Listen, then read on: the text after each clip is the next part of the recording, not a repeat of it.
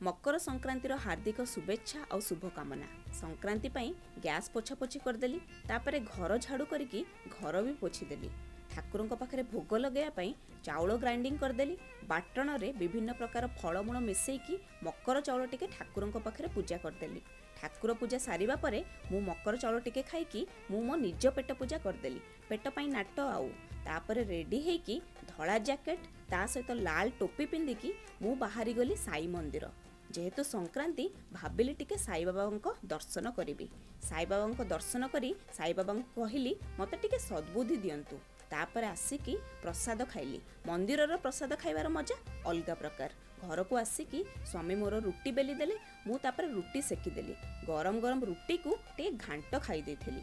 आज मु बनैथिली मकर चाउल, jar video को मु शेयर करछि। आपण माने मकर चाउल खाइले कि नहीं? वीडियो भल लागिथिले निश्चित रूपे सब्सक्राइब करिवे।